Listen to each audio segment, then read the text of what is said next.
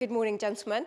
My name is Julie Dennis. I am a menopause in the workplace specialist, and I partner with organisations across the UK to help raise awareness, educate and improve the experience of people working through menopause. And one of the ways of doing that is to educate people who are unlikely to be impacted by it directly, which is why we are running this session here today specifically for men.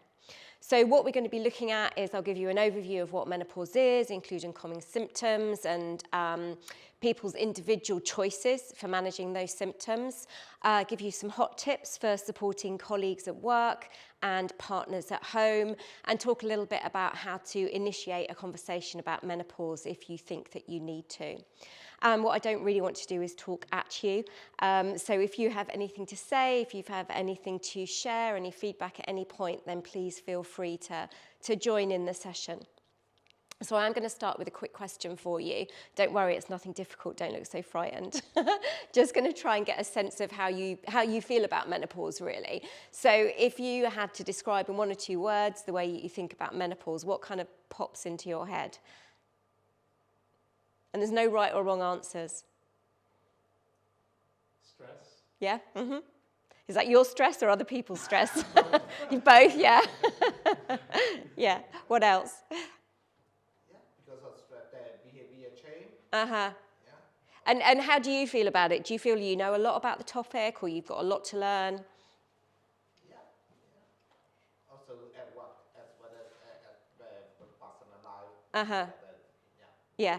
So quite often the responses that I get to that question, you know, people feel pretty clueless or uninformed around the topic, which is completely normal because, you know, at school we're taught about the beginning of the fertility journey, but no information is provided about what happens at the other end for men or women, actually, which is why we're having to plug this gap in the workplace now.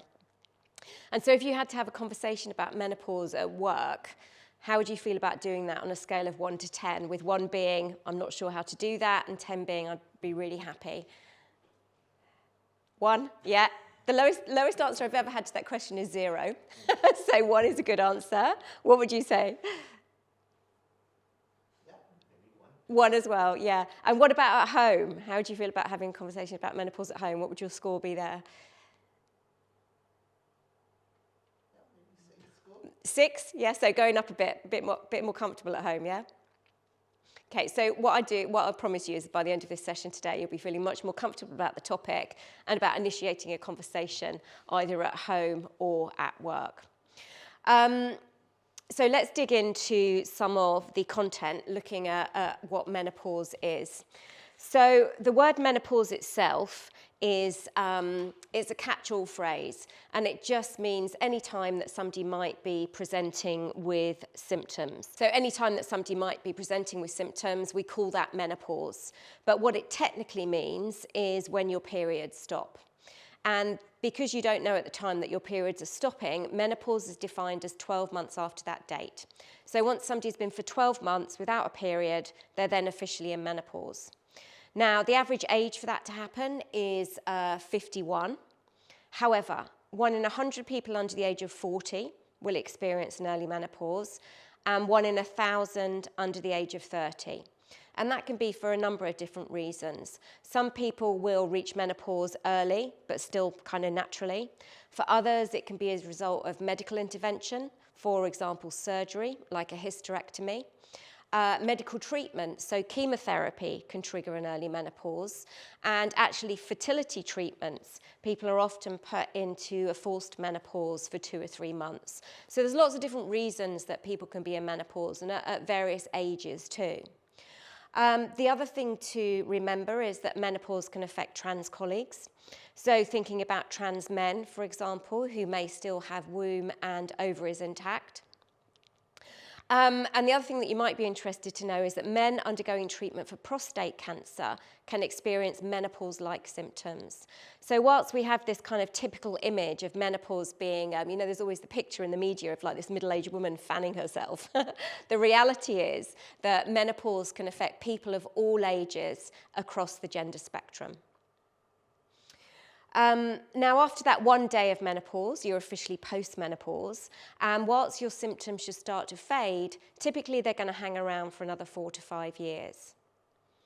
time leading up to menopause, whilst you're still having periods but presenting symptoms, is known as perimenopause. And that usually starts about, on average, 4 to 5 years before the date of that final period. So for lots of people, for the majority of people, in fact, symptoms will start to show up in their early to mid-40s, which is a lot earlier, again, than the kind of media image that we have around menopause and it being something that happens to, to women of a certain age. In terms of how long the symptoms last, on average, 4 to 8 years, so up to a quarter of somebody's working life. A really good reason, I think, why we need to be talking about this in the workplace and also at home. So interestingly, there's a spike in divorce rates around that kind of menopausal age too. And whilst there's never, one reason for the breakdown of a relationship, it's thought that menopause could be part of it in some cases, just due to lack of education and people's behaviour changing, and neither in the relationship really understanding what's going on. Symptoms of menopause. Because hot flushes is the one that we hear talked about all the time, isn't it? Again, back to that lady fanning herself, and it's kind of a bit of a joke. But actually, when you're having a hot flush, it's not really that funny at all. It's very distracting. For some people, they'll go really red and blotchy. For others, they'll physically perspire. I was running a general awareness workshop a couple of years ago, and one of the women there talked about the fact that by the time she commuted to work every morning, the journey on the tube was triggering her hot flushes because it's so warm down there, especially in the summer. So she was absolutely soaked through. So when she got to work, she had to have a shower, get changed again before she could then go to her desk. Imagine starting every day like that. It's very difficult if you haven't had a hot flush to imagine what it's like. But to give you an idea of the kind of power, another workshop I was running, a lady was talking about her hot flushes. And as she was talking about it, she had a hot flush and she had her glasses perched on the top of her head and they steamed up. So yeah, very difficult to concentrate on anything else when that is happening. And even though that kind of burst of heat sometimes only lasts for 30, 40 seconds, for that 30, 40 seconds, it's very difficult to think about anything else. So if we go on to the next slide, give you an idea of there are definitely a few more symptoms. There's about, I think there's about 30 or 40 officially, 34, that's it. There's 34 officially listed symptoms, but anecdotally, we're aware of a lot more. So the common ones, of course, are the hot flushes. The poor sleep is actually much more common than the hot flushes. So not everybody will have a hot flush, is the other thing to remember. People are more likely to have disrupted sleep. So either you can't fall asleep or you're waking up throughout the night every 60 to 90 minutes. And you will know what it's like when you have a bad night's sleep, how that makes you feel the next day, how difficult it is to react quickly, to think strategically, to be patient, to be kind, and to be that best version of yourself. So imagine when you haven't slept well for 6 weeks, 6 months, a year, or even longer, and what that does to your cognitive abilities, how hard it can become to be that best version of yourself. What else do we have? So anxiety is another quite common menopause symptom and not talked about very much. Now, I ran, quite a while ago now, actually, I ran a men-only session for menopause, and one of the attendees was talking about his wife's menopause and what happened to their relationship during that time, and that they tried to manage it by being really open about what was going on. And it wasn't until she was kind of through the other side that she shared that actually one of the most difficult symptoms for her, but she hadn't been able to talk about it, was the anxiety. To the point where she had been going off to work in the morning, she would arrive at her building and she'd be sat outside in her car for 30 minutes or so before she felt resilient enough to go into quite a nice building, to hang out with colleagues that she actually liked, and to, do a job that she quite enjoyed too. But this menopause-related anxiety was really preventing her from doing that. Mood swings is another quite common sign of menopause. And And if you cast your minds back to puberty, remember when your hormones are all over the place, grumpy, tearful, outbursts of anger. And of course, we give teenagers some slack for behaving that way, don't we? We recognize that actually not all their behavior was within their control. But we don't expect adults to be stomping around, slamming their hair, shouting at people, crying in the toilets, at work. That's not something that we expect to happen. But during menopause, when your hormones are kind of going up and down like this as they decrease, then your moods can follow that pattern too. And in fact, in another session I ran, it was a men only, it was a mixed session, and 3 men came to the session and they sat at the front by themselves. And they hadn't known each other before the session, but it transpired that they were all there because they were having difficulties with their relationships at home because of their partner's menopause-related mood swings. And in fact, one of them had separated from his partner at that time. And what they then went on to do at their place of work was to set up a men-only support group for menopause, because we all need psychologically safe spaces to discuss various topics. Menopause is an inclusive topic. It's really important that we can talk about it together if people feel comfortable doing so. But actually, it can be really useful to provide separate places for different people too. So the symptoms of menopause are many and varied. They are both physical and psychological. They're interrelated. So if you have a bad night's sleep, you might find that your moods are the worst the next day. If you have a bad night's sleep, you might find that your brain fog is worse the next day. So brain fog is another common symptom. Forgetfulness, getting your words muddled up, not able to articulate as well as you used to be able to, can't concentrate for long periods of time. So when your brain fog is impacting you, then your anxiety levels go up. And as your anxiety levels rise, you might find that you have more hot flushes. Now, 1 in 5 people don't have any symptoms at all. 20% is quite a significant number. So we need to recognize that their experience of menopause is different too. We know that menopause experience can vary within cultures. So a US study showed that American Hispanic women were more likely to experience hot flushes than American Caucasian women. There have been studies to show that Japanese women tend to complain a lot more about joint aches, especially shoulder stiffness, than we tend to see in the West. And there's differences within cultures too. So no person's experience of menopause is the same. It's a very individual experience. There's no one size fits all. But what we do know is that if life is already challenging, then menopause is going to compound those challenges. So the stats show us that about 10% of people experiencing menopause will leave the workplace, 10% of able-bodied people. But what another survey showed us was that that percentage rises to 19% with disabled women. If you are already feeling discriminated against at work because of your faith, your race, your economic status, your relationship status, your sexual orientation, then you may well feel more discriminated against because of menopause. It's going to compound all those things. So it's important to look at it through an intersectional lens as well. Your experience of menopause is going to be very different if you're in a same-sex relationship than if you're in a different sex relationship, or if you're single even. Any questions on any of the symptoms? Nope? Okay. So the one thing that we do know about menopause and work is that it's a two-way street. So your symptoms can affect your ability to do your job as well as you'd like to be able to. And equally, your working environment can affect your symptoms, for better or for worse. And there's quite a lot of focus on the physical environment, ventilation, temperature, access to bathrooms, that kind of thing. And those are important, and whether they're accessible or not, and whether you can control the temperature or not, can have an impact on symptoms. However, it's very difficult to control those kind of environmental factors, whether you're at home or at work.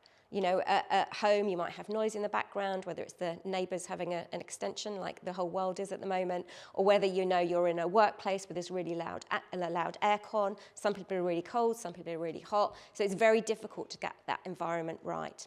So be aware that that can impact people, but actually understand that it's far better to focus on improving, changing the culture, and making it okay to talk about sensitive topics like menopause, and making it easy for people to ask for help and access support. So the culture is far more, you can change far more through culture than you can through worrying about the temperature. Now, there's a lot of stats out there now showing that, you know, menopause does have an impact in the workplace. People are leaving the workplace, people are reducing their hours, they're retiring early.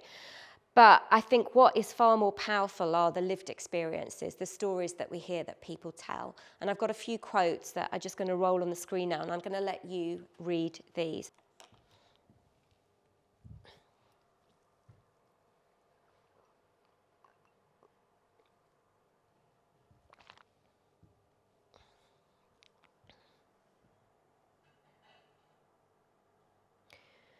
Now, you absolutely shouldn't have to spend your weekends recovering from your working week, should you?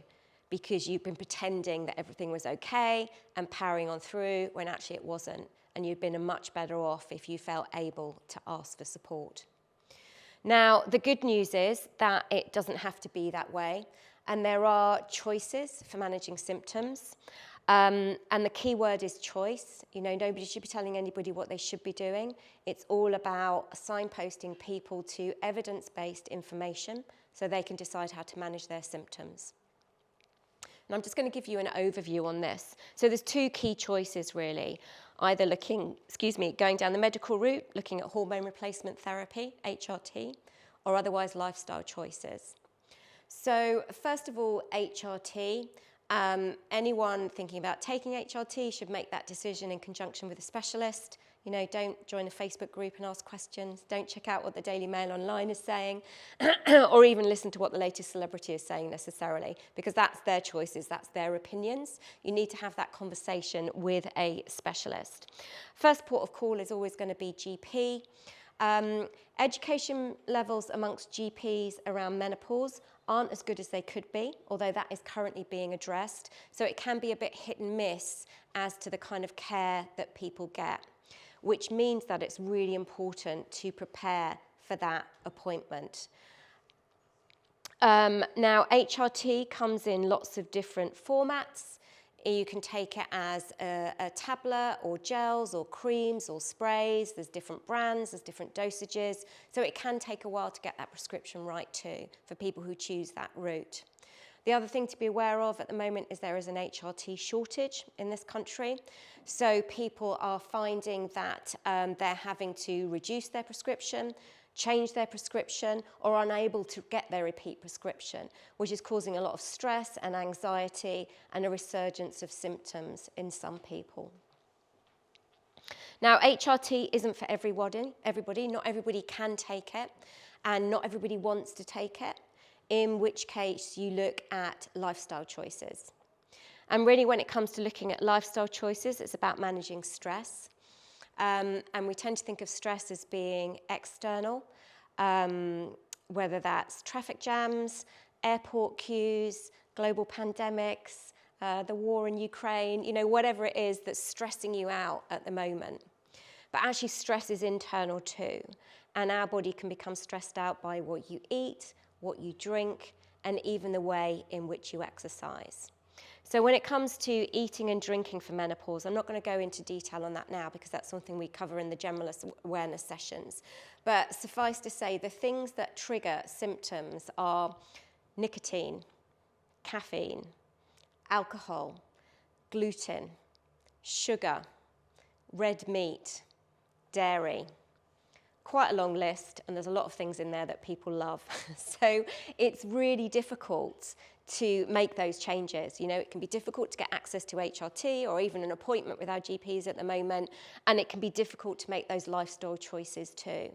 So it can take people a while to come to that decision, and they may need some support and understanding around it.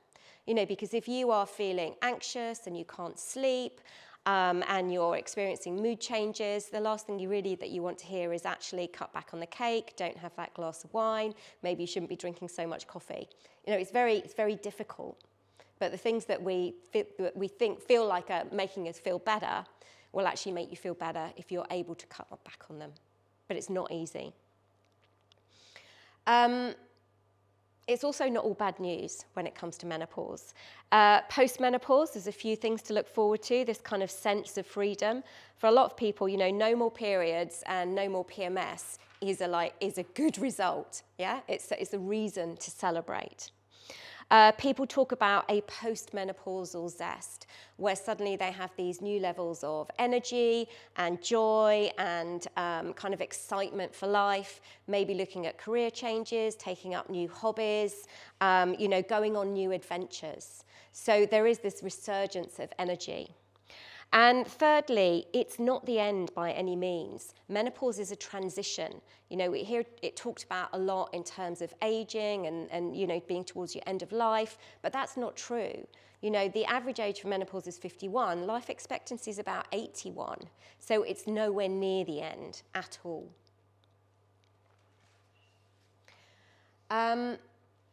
Okay, we're going to stop and have a quick quiz. I've seen you've been taking lots of notes, so you should be good at this. So, can you remember, what did I say the average age for menopause was? 51. That's right, yeah, 51. But remember, all that is about is when periods stop. Symptoms start a lot earlier.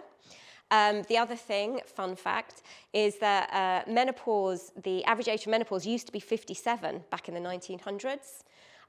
But life expectancy then was 59. So, menopause, not something that people particularly worried about. Whereas now, menopause 51, life expectancy 81. You may well be spending 20 of those years working still as well. So much more relevant in today's society. Could a 24-year-old woman have menopause symptoms? Yes. Yeah, absolutely. So 1 in 1,000 people under the age of 30 will have an early menopause. And I facilitated a session for a company recently where they had their employees come and share their stories of menopause. And that's the fastest way to accelerate awareness. So sort of 44, 45, it's quite common for symptoms to start showing. But what would happen is quite often people don't realize, unless it's changes in periods, people don't realize that it's menopause. You think, oh, I'm not sleeping because I'm stressed about this, that, or the other. I'm feeling a bit anxious because there's all these things going on. So they don't necessarily associate it with hormone changes, but that's when it typically starts. Okay, that's all right. So yes, so whether we were running this conference and their employees were sharing stories, and one of them was a 28-year-old woman actually who was going through an early menopause. Her body was going through menopause naturally, but very early. And she talked about how that impacted her relationship with her boyfriend. The relationship ended. How it impacted her relationship with her friendship group, who obviously had completely different priorities at that time, and how that kind of all spilled into the workplace as well. What about a 47-year-old trans man? Could he experience menopause symptoms? Yes, absolutely. Trans man may well still have womb and ovaries, and therefore can have PMS, can have periods, and can have perimenopause and menopause and be postmenopausal too. What else? What does HRT stand for? Hormone replacement therapy. Very good. So the reason I included that one is, again, another quick story. I had a lady in a session once who she'd gone to see her GP, and she was really stressed, and menopause had been making it really difficult for her, especially with the mood changes and the lack of sleep. And she sat down to talk to the doctor to say that she wanted to get HRT, and she couldn't remember those 3 letters. So that's why it's really important to prepare for those appointments, make notes, and chat to your partner or your friends ahead of it to make sure that, we only get 10 minutes. You don't want to spend it crying because you can't remember what you've got to say. You need to prepare for it like you would a job interview or a performance review or any other really important appointment. Okay, what else? Okay, whales and humans are the only mammals to experience menopause. Is that true or false? Uh-huh. What do you reckon? True or false? Winner in the corner there. Yeah, completely true. Weirdly, it's written, you Google it, it's in quite a few different places, including kind of science magazines, that as far as we know, whales and humans are currently the only mammals that experience menopause. So for any pub quizzes out there, just in case that ever comes up. And the reason I include that actually is, menopause is, it is a serious topic, but it's very often, there's quite a negative spin on it. And I think it's okay to make it a positive learning experience about menopause. It doesn't always have to be about how awful it can be. It's important to include some positive stories and some interesting facts around it too. Their end of the quiz, thank you. So what should we move on to now? Supporting partners at home. So what have we got here? First of all, can you flick it up? That's it. So doing your homework, which you are doing if you're watching this video or if you're here in person today.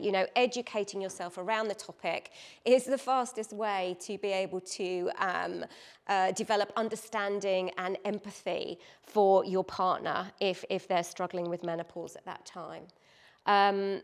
Being patient, the person that you are living with or the person that you're hanging out with are not deliberately forgetting things. They're not deliberately being difficult. They're not deliberately being over emotional. They literally can't help it because of the way their hormones are all over the place. Keep those lines of communication open. Good communication is the bedrock of any healthy relationship, really, isn't it? So ask on a regular basis, what can I do to help you? And ask it on a regular basis because it's going to change. And ask it during the calmer moments. You don't want to ask it during the middle of a menopausal meltdown. Isn't always the best time to say, what can we do to sort this out? Wait for the calmer moments and say, look, I've noticed that this is happening. I notice you're not happy. I've noticed that you seem to be finding it more difficult to do this than you used to. What can I do to help you? So, comment on what you've seen has changed and ask what you can do to help, which is what you would do for any friend or loved one at any time anyway. What was the next one? So think of practical solutions, things you can do together. So some examples of those are, first of all, night sweats and disrupted sleep is kind of, like I said, it's one of the biggest disruptors during menopause. So if you are sharing a bed with someone, separate duvets can make a huge difference, because if one person's really hot and the other person's really cold, it's far more difficult to manage under one big sheet or one big duvet. If you have separate duvets, you can have different togs and you don't disturb each other. So easy, practical solution. Cut back on things together. If your partner thinks that giving up caffeine is going to be really beneficial for them, and it is. I used to do personal menopause coaching. I don't now, but when I did, the people who gave up caffeine had the fastest improvements in symptoms. So if your partner's giving up caffeine, do that with them. Start drinking decaf together. If your partner feels that alcohol is a trigger for symptoms, and it is, and drinking is something that you enjoy doing together, great, but maybe don't drink as much as you have done in the past. Try to cut down on those things. Getting outside and walking is great for menopause, especially in the current weather. Vitamin D is really important to help manage menopause symptoms, and the easiest way to get that is by being out. So, don't just watch TV together or sit in separate rooms or whatever it is you do at home. Start getting outside again. Or work out together. Exercise is great for menopause too, whether that's running or swimming or going to the gym or yoga, whatever it is that you think will help. Do it together. That's the best way to be supportive. And the final thing for you as a partner is to take time for you too. And this is the one that gets forgotten the most. You shouldn't feel guilty about taking time for yourself, because unless we take care of ourselves, it's then very difficult to, if you're not physically and mentally resilient yourself, it's then very difficult to take care of the people around you. So don't feel guilty about taking time for you. It's really important. Next slide, please. Male menopause, myth or reality? Myth. Reality, yeah. So interestingly, if you go onto the NHS website, it's not happy with the term male menopause, which is fair enough because, biological males don't have periods, so therefore your periods don't stop. So it is an area of debate. But the term typically used is andropause. So, guys, you've got hormones too. And as you get older, those hormone levels are going to decrease. So after the age of around 40, testosterone levels start to decline at around 2 to 3% a year. And that means that symptoms can come to the surface for you too. Now that decline is tiny compared to the declines that we see in estrogen, progesterone, and testosterone in women, but it doesn't mean that there's not going to be an impact. So if you do notice changes, they're going to be similar as well. The tiredness, decreased sex drive, weight gain, especially around your middle, and those mood swings as well. Now, in terms of managing the way that you feel, again, it's quite similar to the way that we would manage menopause. So particularly with the lifestyle changes, being more active, cutting back on those things I talked about, like the alcohol and the caffeine and the dairy and the red meat and the sugar, reducing all those things from your eating, your drinking, and increasing activity levels is going to help you to manage symptoms. Now, if you find that that isn't working, you should be able to get your testosterone levels checked by your GP. And it may be that, although it is in a very small percentage of people, that testosterone replacement is required. And that comes in different formats, gels or injections or patches too. So in the resources that Anthony's got a copy of, a little resource document that I put together for you, there's 3 websites on there that you can go and have a look at to read a bit more about this and the options that are available to you if you do feel that actually you're starting to feel a bit different as you get older. I think the other thing to remember is that as we get older, particularly as you're kind of around your 40s and 50s, it's a period of reflection as well, isn't it? Have I done everything that I wanted to? Have I achieved everything that I meant to? What am I going to do with these next, 30, 40, or even 50 years of my life? So it is time to pause for thought, and it can be a time when people are like, actually, I haven't done anywhere near what I wanted to, and you feel like you haven't had the successes that you needed to, and that can bring you down. So again, there's lots of things that are going on in all times of life. It's never one thing, but hormones do play quite a strong role for both men and women. So what about supporting colleagues in the workplace? If you notice that some of your colleagues might be going through menopause, first of all, really, is just to be open to conversation. If somebody wants to talk to you about menopause, don't run.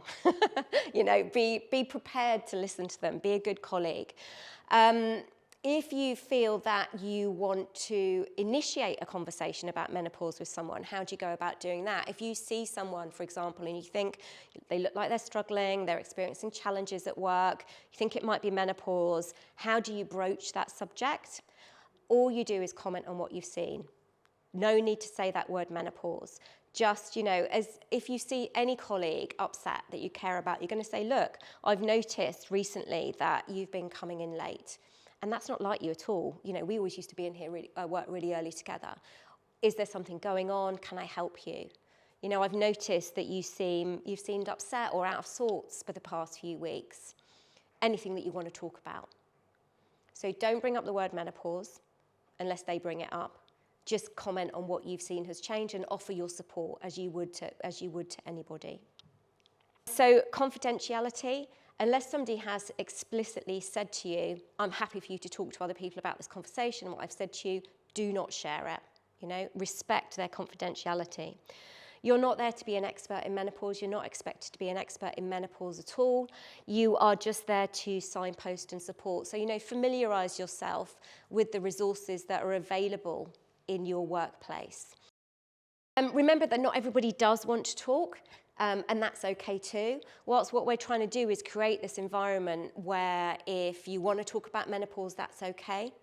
But if you don't want to, we respect that too. Because not everybody does want to share. And actually, in some cultures, it's just not the done thing to talk about those types of topics. I think it's your responsibility to call out any poor behaviour around any topic, really, but around menopause too. If you see people joking, making fun of colleagues behind their back, or even to their faces and making them feel uncomfortable, then step in and let them know that what they're saying or the way they're behaving isn't okay, and that's not how we behave here. And then I think there's one more under that. And then not to make assumptions, especially when you leave here today, you'll see menopausal people everywhere because we've been talking about it.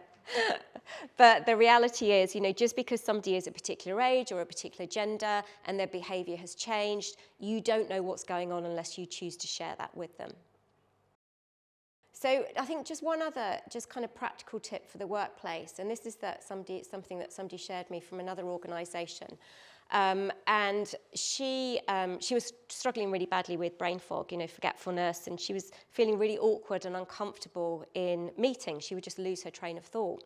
So she developed this kind of phrase or this word that she'd say when she got stuck and her colleague was with her, and they would kind of smoothly step in and take over until she kind of got her thoughts together and she could continue. So if there's somebody you're particularly close to at work, and they're struggling, and what can I do to help? Would it help if I stepped in at any point? How do I know when to step in?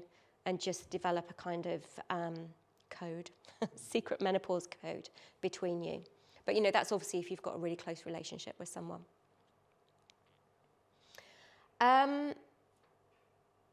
Right, so what are you going to do yourselves next to continue the menopause conversation, either at home or at work? What next? What's the one thing that you think you can do?